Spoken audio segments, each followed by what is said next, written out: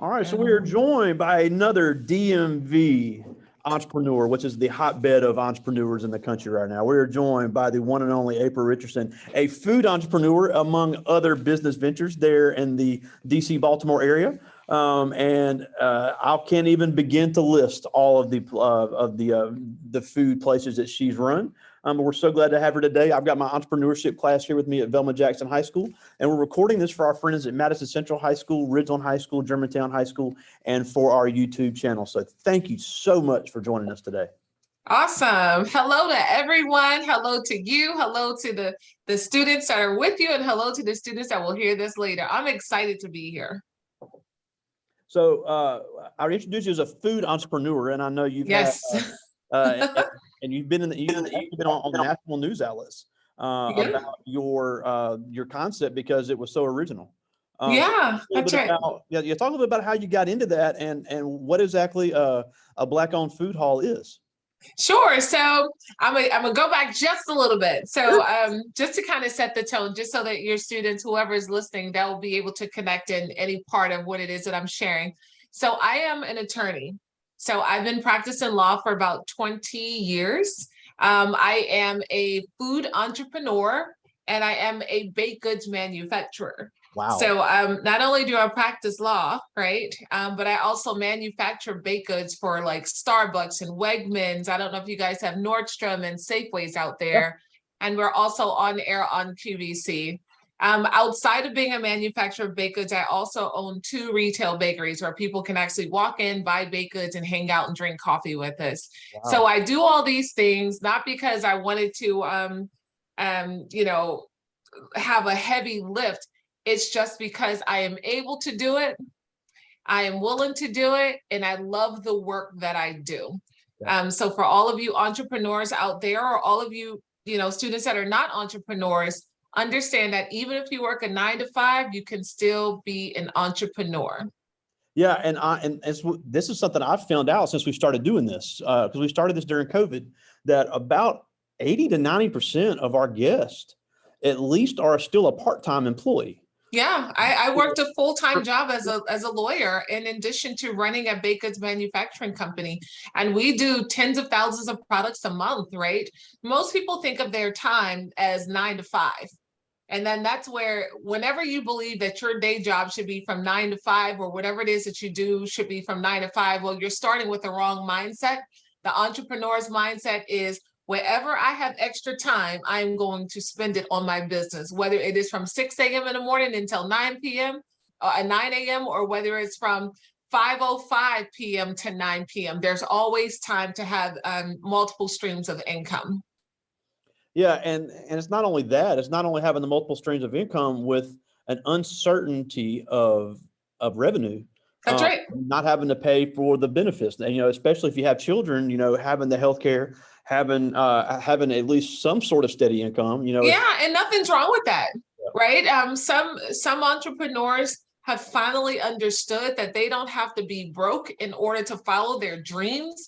You can follow your dreams and your purpose by managing yourself properly, because the truth is that you got to eat. So why not work for a company that does something similar to you, so that you can learn the processes and procedures, so that in your own company, you can do things better and you don't have to pay a lot of money in order to learn from, masters in the industry. But I say all this because being a lawyer and being in the food industry, there were not a lot of resources for, for food entrepreneurs, for small restaurateurs, or for people who just wanted to touch the food industry. We had people that knew how to cook well. We had people that were chefs in other kitchens, and we also have mom and pops that had great recipes, but they didn't have any kind of business organization and structure. So what I did was I applied to be in a food hall. And for those of you all that don't know what a food hall is, it's like a food court, except there's no shopping around it. Like the destination is a big building with different types of food concepts in them. And all of the food concepts are different.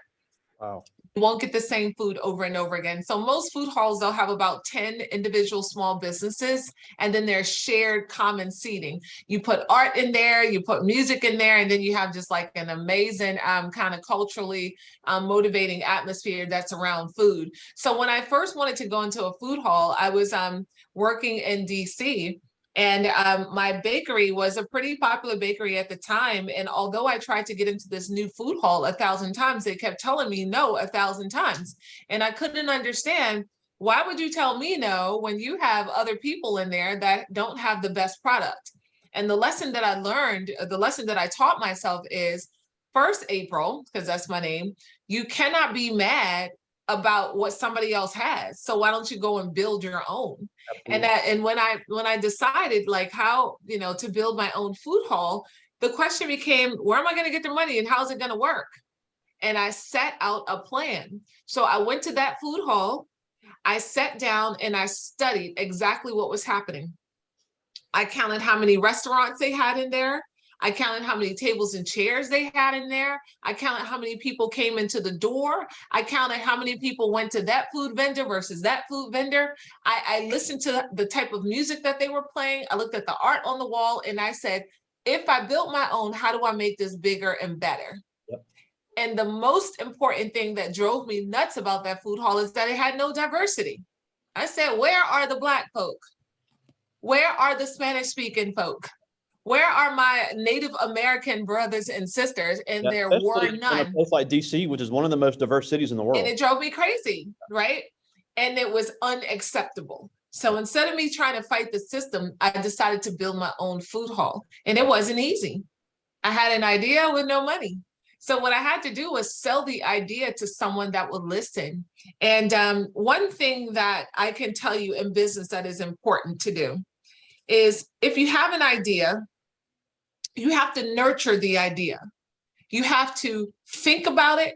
You got to write it down. Most high schoolers do not like to write. You have to write it down and you have to imagine what it will be like running your company. Like, write it down on the paper. What color are your walls? What does your secretary look like? How are they answering the phone? You have to use all of that imagination in order to be ready to talk to other people about what it is that your project would be. So I spent a lot of time writing down exactly how I wanted this to be. And I didn't share that information with anyone. The reason that I didn't share it with anyone at the time was because it was new. And I didn't even have all the answers. And I knew that if I told people about it, the first thing that they were going to do was ask me questions and I didn't have the answer. So I spent a lot of time reading everything that I could about food halls, right? Instead of watching Housewives of Atlanta, like my sisters were doing, I was Googling food halls around the world, food halls around the nation, food halls in New York. And then I would actually find photos of those food halls that people would post, and I would look and say, oh, what kind of food are they serving? Hey, what kind of people are coming in? And for the videos, what kind of music do I hear? And it was after I did that exercise, I lived and breathed it because I wanted it. And I'm very, very clear about something. If I say I'm going to do it, it's going to happen. If I say that I want it, I'm going to get it. But I do understand that all of that is up to me because I got to put in the work, right? And the work is the research. And I will say, as an entrepreneur, that's where most people stop. They love getting excited about ideas. Oh, what about this idea? And that's all they want to do is talk about it. Me, I was like, nah, we're not just going to talk about it. We're going to do it because as a brown woman, I'm descendants of, greatness, right? And people have paid the price for me to be able to have options to do these things. So I never got bit by a dog. I never had to go to a segregated school. You guys don't have that as an option either. So there were people who marched and bled and died for us, both Black and white people alike. And all we have to do is activate ourselves. Not activate from motivation, but activate from discipline. So then I had to discipline myself to kind of work through it. And after I figured out how I wanted it to look, how I wanted it to smell, how I wanted it to feel, where the people are, I started writing a business plan. And a business plan is just taking all of those ideas and putting them down in a concise way so that if I would share it with someone, they would be able to understand exactly what it is that I am looking at doing. Yep. After I did that, then I started telling people about my project. I mean, I was just getting them all excited. Wouldn't it be awesome if we had a food hall? Could you imagine having 7 vendors with 7 different food concepts? Could you see local artists on live art inside of the food hall? And people were excited. And then they said, well, where's it going to go? I'm not sure yet, but the opportunity will come. And the more I talked about it, and the more I talked about it, and the more I talked about it, people get excited. And then they started sending people my way because I was open to receiving people and hearing their feedback, right? And it was then that a developer heard about my project and he thought it would be a great idea to partner. Wow. And I said, but I don't have the money. So then we brokered a deal. If I come to his building, he will help pay for the cost of build out. So long as I oversee the build out, I plan out the kitchen, I get the vendors, I train the people, and I put this whole project inside of his apartment building, it will be a win for both of us. It will be a win for me because I get to live out my dreams without having to spend $5 million. And it's a win for him because now his apartment residents are super excited about having food and culture in their space. Wow. Part of being an entrepreneur is selling people on what the win is. Yep. What's in it for me is what people will ask. And Yep. It's not because you're cute, not because you're pretty, not because your pie tastes the best. It's because there is a buy-in by them. Yep. And the buy-in could be, we love being here because we don't have another place to go. Yeah. Right. The word I always use is perceived value. Perceived value. That is the technical phrase that you use. What is the perception of value? And everybody's value is different. And I can tell you, when we open our doors, it took me a year and a half to really just sit in this project before we built it. And then it took another year to build it. And then you know what happened after we built it? We opened it October 2019. I became an expert in knowing how to build a food hall.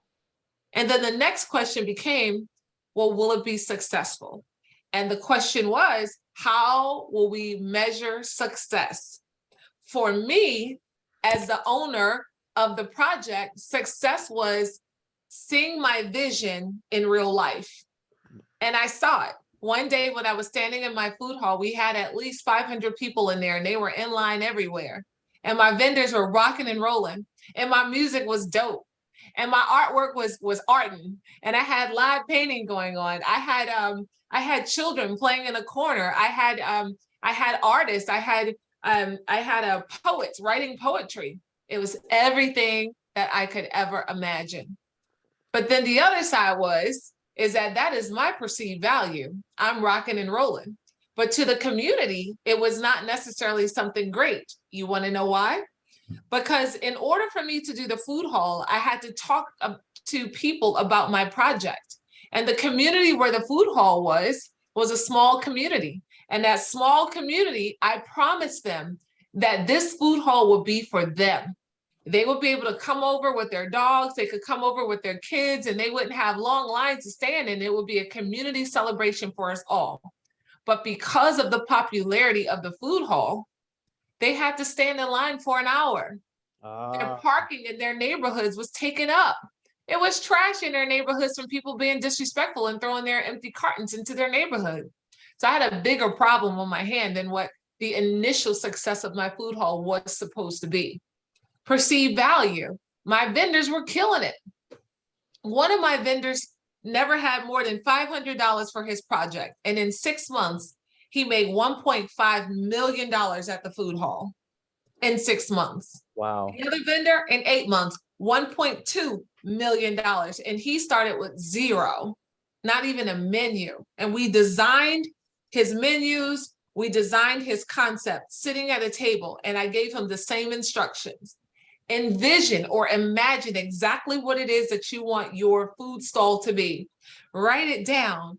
Think about the color of the walls. Think about your menu. Who's your customer walking up to you? What are you saying? How y'all dressed? How are you greeting people? What are you putting your food in? Yep. And he did that and he mastered it. And because he mastered it and he studied it, the people showed up. And when he started having a small amount of success, he was able to build onto something even more great. The premise of my food hall was not to keep them forever. It was to incubate 7 minority companies and then have them graduate from the food hall and into a retail space of their own. Wow. But what happened in March 2020? COVID happened. That wasn't part of my vision. I can guarantee that that was not part of my vision, but it was where we were. And the first thing that I had to figure out is, how do I support 7 business owners that put their trust in me in the middle of a pandemic? And I tried, and I tried, and I tried to keep everyone open. But in reality is, because I didn't own the building, if the landlord says that the rent is due and you don't have the rent, what do you think happens? COVID or not COVID, you gotta go. Now, I didn't just leave because I think that would be rude, but I did work things out with all of my vendors. I made sure that some of them moved into their new retail and restaurant spaces as promised. I helped some of them relocate. And I even helped the owner of the building make sure that he had a liquor license in order to keep the hall going, if that's what he wanted to do. Now, for me, it wasn't a bad thing that we closed the hall. I couldn't keep people safe. I couldn't keep my own self safe. And we owe it to ourselves to make sure that we are not putting profit over people's safety. Yeah. Now, when I decided to close the food hall, it felt good, because it was mission accomplished for me. All I needed was one chance to prove to the market that I can do this, because they had bet against me, but I had bet on myself. And one thing that I do not do, I know I never do this, and I encourage your students to never do this, is to use negative energy in order to chase success. What does that mean? That means you'll hear people say all the time that I'm self-made. No such thing. No one is ever self-made. Sacrifices will always be made for a business owner to be successful. It takes people in order to buy someone's stuff in order to help them become successful. So no such thing as self-made.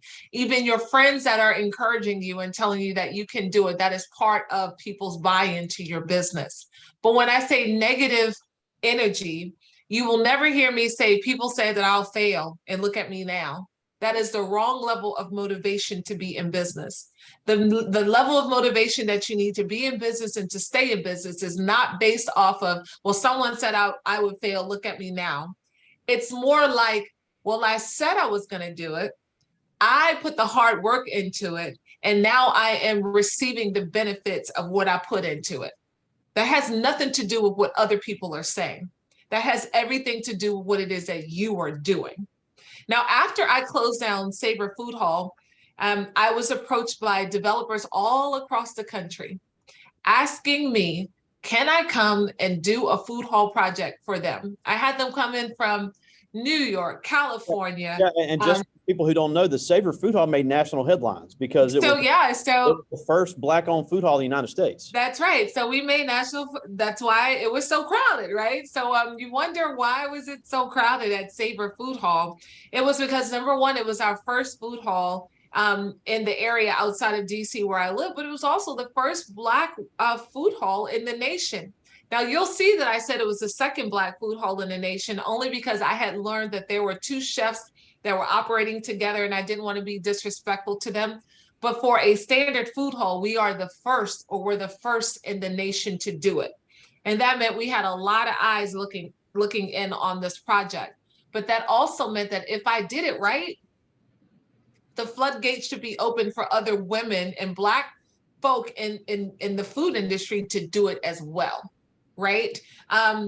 And the pluses and the minuses, and that can go either way, right? So you get all of the national attention, you're on every magazine, you're in every newspaper, you're on every major channel. But what about the promises to the community? And that's all I kept thinking about every time an article was written about our food hall. But at the same time that I was running and operating the food hall, I was still practicing law. I was still running my baked goods operation, and I was still raising my son, who's now 19 and a freshman in college. All of these things I chose to do because I believe that I have the opportunity and the skill set and the drive to get them all done. So I'm going to kind of pause for you to see if anyone has any questions, because I know that our time is limited, and I packed a lot into that into my statement. Well, that was, and I like the fact you said a lot of the same things that I said, because you know, you talked about finding your purpose. They did a mission and vision statement, and I said for the same reasons, because you have to think about, if you were going to hire employees, how would you want them to carry on your vision? Because in your case, obviously, you can't be there all the time. And we also talked about finding locations and competition, because Location and competition.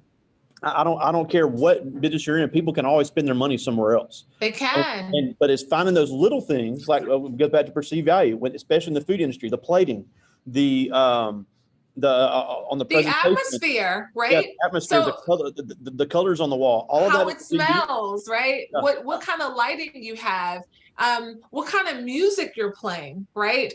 Those things are huge, because it's telling a story to people that walk in, and the story is either you are invited or you are not invited.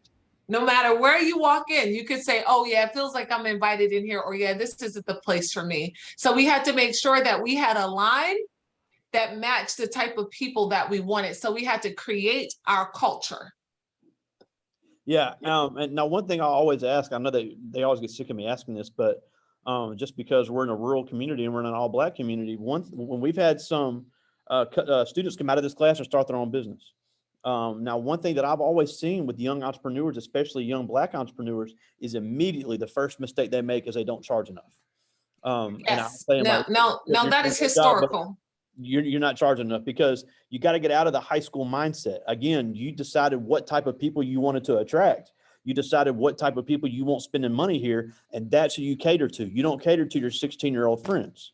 Right. So did I hear you say that you are in a majority Black community, or you are not?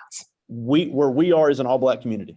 Oh, fantastic. So one of the reasons that we discount ourselves, and this is going to be historic, so this is for the Black kids in the room, and I want you guys to be real clear about this. One of the reasons that we are so comfortable with discounting our services is because during slavery, when we were on auction blocks, the white people that were paying for us would find any reason to discount us. They would say, oh, he doesn't look like he has a strong back, so instead of paying $500 for him, we want to pay $450. Oh, she doesn't look like she's going to bear 15 children, so instead of paying $300, we're going to pay $200 for her. That is historic. It means that in our minds, it has been engraved in our minds that in order for us to be successful, we have to be the cheapest. That is not true. Your families, your friends will try and discount you because they don't understand the value that you are offering. And as soon as you say yes, that sets the tone for how people will treat you in business. I would rather wait until the right person purchases my stuff at the rate that I set. Now, you can't just go around setting anything and giving a fake value to it. Well, that goes, you have to show why something would be valued at the cost that it is. And I'm going to give you an example. We have a lot of people in the DMV that sell candles, right? Some of the candles are $10 and some of the candles are $30 and some of the candles are $60. And whenever you go to kind of a lot of the events where entrepreneurs are, you see the candles and you see the various prices. And the first thing that I ask the person that's selling a $60 candle is, why is your candle $60 when I know that you can make it for $2? And you want to know what their answer is? It's my brand. That's not an answer. That's not a good answer. The truth of their answer is I don't know how to price, and I thought $60 sounds good because I wanted to make as much money as I could from this candle. And then my response to them would be, well, would you rather sell one candle this entire time or price it properly and sell 10? Right? And people get caught up in the phrase, my brand, my brand, my brand. Here's what I want your class and anyone else to consider listening to. Get away from the phrase, my brand, and start focusing on what it is that you offer to the market. Absolutely. And why. And why should the market buy from you? You cannot say because I'm Black and we've been disenfranchised. It has to be something that everybody in the market needs. As you're building your businesses, understand that your audience is bigger than the people that look like you. My baked goods company, I refuse to have any of the companies that we deal with have me as a Black brand. Do you want to know why? Because everybody eats cake, not just Black people. So my fear was if they keep pushing a narrative that this is a Black company, this is a Black company, this is a Black company, well, there are a whole lot of other people that may not understand that they should be buying from me, right? They think, oh, this is a Black company. Maybe that's a, a buy Black kind of thing, instead of it just sitting on the shelf waiting for anybody to take.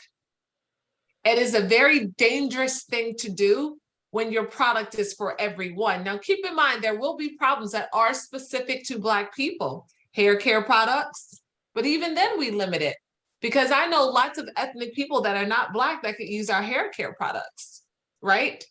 And one other thing before I kind of give the mic back to you. Online e-commerce is a wonderful thing. So it takes you from your rural community and it puts your products out to the entire United States.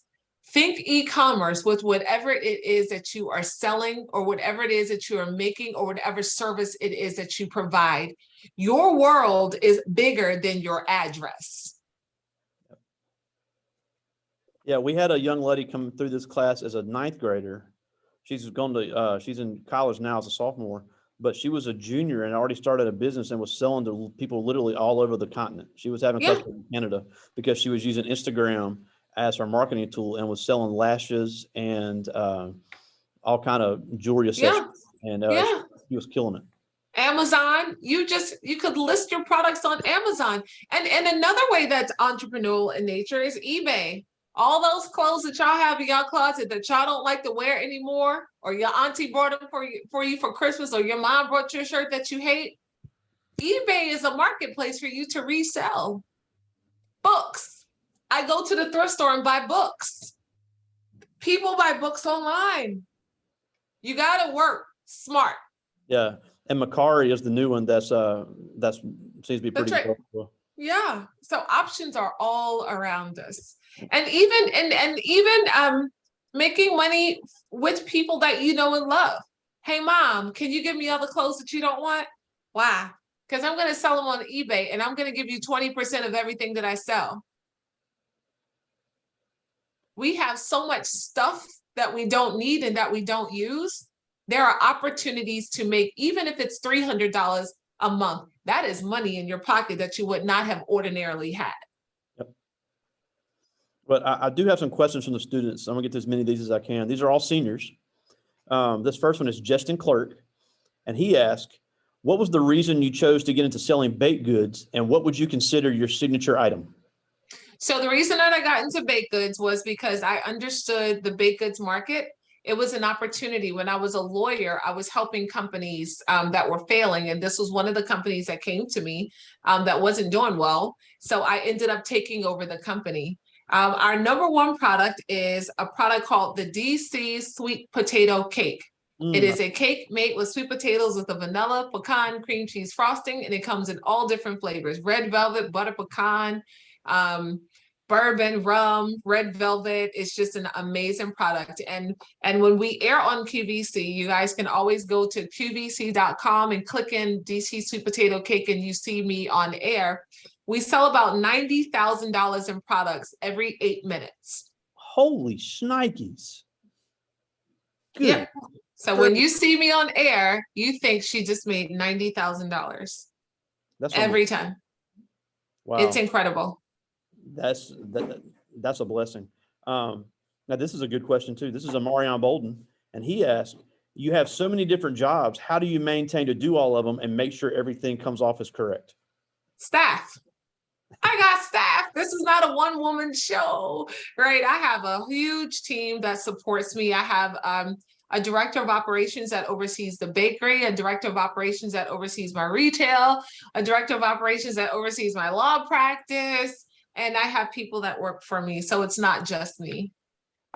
Yeah, and again, but that goes back to having that mission and vision. They did a mission and vision statement when they came up with their concept, and I think they didn't understand how important that really is.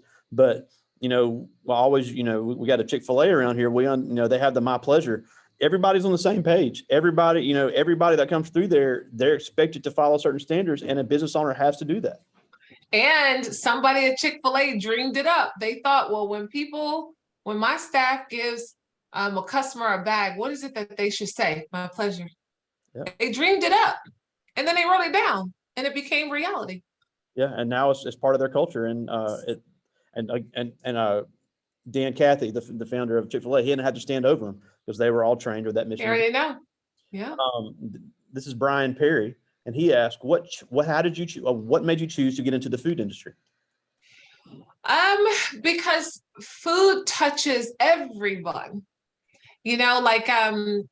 As a young girl growing up in Baltimore City, because I'm from Baltimore, though I live in the DC area, that was my first job, was in food service. Most people will work in the food service in one way or another.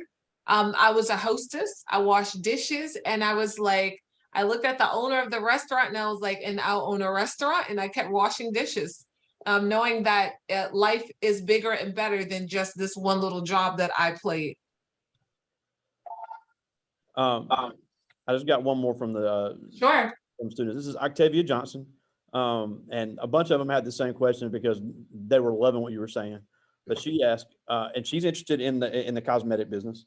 But she asked, what advice would you give to someone at 17 years old starting their own business? Oh, right. Study your industry. So if you're into cosmetics, then I need to know who the top cosmetic suppliers are, where they're getting their makeup, what their ingredients are, and what you're going to do different besides put your name and a cute label on a product. Yeah, I mean, and the packaging is important, but at the end of the day, you got to have a quality product. You have to have, because you're going to compete. Her cosmetics, although she is 17 years old, you're competing with MAC, Sephora, Rihanna. They're competing with each other. Now, I will tell her, a really cool way, if you're interested in cosmetics, is to look at Alibaba, right? So Alibaba is a website that sources things in bulk. And there's a favorite lipstick that I wear. It's a color stay lipstick. And I thought about white labeling it during COVID, and it's a color stay. It doesn't transfer. She'll know what this means. So it doesn't come off your lips unless you use like a special remover. And L'Oreal makes it. And I said, I bet you they get this made in China. And it took me 2 days of research. And guess what I found? Their lipstick. And guess what? All I had to do was send them a logo, and they would put my name on L'Oreal's lipstick. Because L'Oreal was paying for the same thing that Alibaba sells online. Wow. Unbelievable. And that's the same thing for our t-shirt makers, our sweatpants, kids that are out there that want to have designs. We had a DMV t-shirt maker, Sassy Frizzle, a few weeks back. And and she, even though she does her own custom designs, obviously she has a t-shirt vendor that she gets her. Yeah, it's a t-shirt vendor. They're right in China. They're in India. They're in Taiwan. They're on Alibaba. Yep. They're in New York. You can drive up to New York when you guys get your licenses and your parents trust you. Take a train ride up to New York to the fashion district, and you will see where all these t-shirts are coming from in bulk. And you can pay $2 for them. Yep. And then you pay to get it printed. And then you mark it up by 50%, and then you sell it to the market. Absolutely. Well, we just have one say, repeat that. Yeah, so I was saying where you can get your t-shirts from. So if you're into clothing, right, and you have logos and a brand that you want to kind of put on clothing, if you go to New York City, it's the wholesale district. That's where you buy everything in bulk. And then you buy your t-shirts for $2, you buy your sweatpants for $4, and then you get them printed on. But that's the easy part. The hard part is creating a marketing plan and something exciting for people to get you to buy, because there are so many people that have t-shirts and sweatshirts and clothing brands. The question is, how do you capture your market? The easy part is getting it printed. Absolutely. Well, we're almost out of time, and we thank you so much for joining us. Sure, of course. Such an incredible story, and you know, a national newsmaker. We appreciate you making the time for us. But before we go, and you hit on this, you know, you're a Black-owned business, and you see the importance of more females and minorities getting into entrepreneurship, even if it is a part-time entrepreneur. So obviously you faced a lot of obstacles. I mean, we're about the same age. You faced a lot of obstacles growing up in the DMV. Here in Mississippi, they're going to have similar obstacles, even if they are much younger and a lot of things have changed. How do they get ready to face those same obstacles being young Black kids in the United States? Understand that the obstacles are there. Don't use your color as an excuse. Use it as fuel. Know that there will be opposition, but make sure that you are not your own opposition, because sometimes we don't like to do what it is that we need to do in order to be successful. Don't ever use your color as a reason to not be great. If anything, it should be your kryptonite. It should be your fuel. It should be what pushes you forward. So before, and this is one thing that is important from one Black woman to a bunch of you know, kids that look like me. If people are not buying your product, it may not be because you are of color. It could be that your product needs to be tweaked. You got to be open to hearing criticism. If someone doesn't understand your business, perhaps you're being unclear. If someone doesn't like your product, perhaps you're in the wrong line of business. So be flexible with growing your company, and just understand that you're going to try a whole lot of things and everything's not going to work. But if you do try, be at 100% without excuses. You live it, you grind it, and you get it done. Work in silence. Yeah. Work quietly. Don't be braggadocious. Leave Instagram and social media alone, because it's harmful to your ears, and it's harmful to your eyes, and it's harmful to your ears, because that's not a realistic way of living. Entrepreneurship is a grind. The finished product that you see online, the cute pictures, the cute videos, the dances, that means nothing. That has nothing to do with success. That only gives you 10 seconds into a person's world, and you don't know when they cut off that camera what's really happening in their world. Absolutely. Couldn't have said it better myself. Now, before we go, tell us where to find you online if they want to check out out products. So, I'll give you my one website, which is easy, and it leads to everything else. I am aprilrichardson.com. Yeah. And tell your class to own their own name on their domains. They need to go to GoDaddy and buy their own web domains. That's their name. I am aprilrichardson.com. Yeah, very cheap to do that. But yeah, and great social media follow, April Richardson, right there in Washington, D.C., in our nation's capital. We thank you so much for your wisdom and joining us today. You guys are fantastic. Thank you. You're very welcome.